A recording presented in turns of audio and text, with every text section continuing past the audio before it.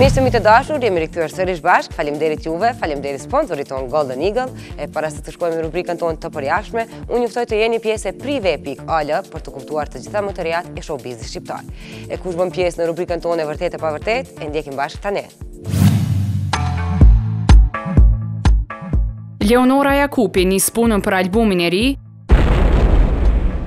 Kjo është shumë e vërtet. Përgatitja e albumit të ri ka qenë në plan të Leonorës tashë një kohë, por për shkak të angazhimeve të saj, ai mbeti ende në proces. Ky album, i cili vjen për nder të dekadës së Leonorës, tashmë ka marrë për kushtimin e saj dhe të bashkëpunëtorëve.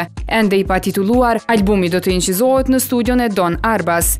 Arbas Sound tashmë ka filluar punën për këtë projekt. Gjithashtu në albumin më të ri të saj, gisht do të ketë edhe Lyrical Son, i cili momentalisht është duke shkruar një tekst të këngëtares Jakupi.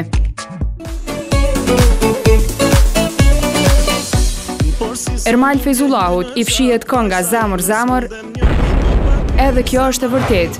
Nëse dëshironi që këngën tuaj favorite ta dëgjoni kurdo që ju merrmalli, atëherë shkarkojeni nga interneti, pasi jo gjithmonë ajo do të jetë aty në dispozicionin tuaj.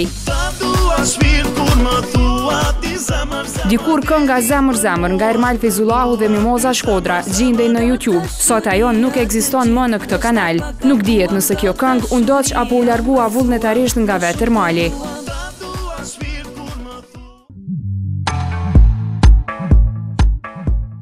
Adelina Tahiri shoqërohet me basketbollistin Dardan Berisha.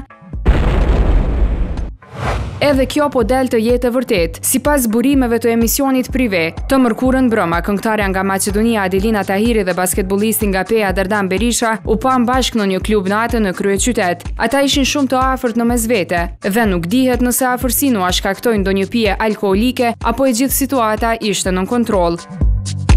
Prive siguron disa fotografi që u prezantojnë miqësina Adelinës dhe Dardanit atë natë. Madje protagonistët në fjalë kishin kërkuar nga burimi ynë t'i fshi këto fotografi. Por jo vetëm atë natë, këta dy u panë në shoqërinë e njëri tjetrit javë më parë në një tjetër ndaj. Gjithsesi, Prive kontaktoi me Adelinën për të konfirmuar lajmin, por ajo mohoi të ketë diçka më tepër se miqësi.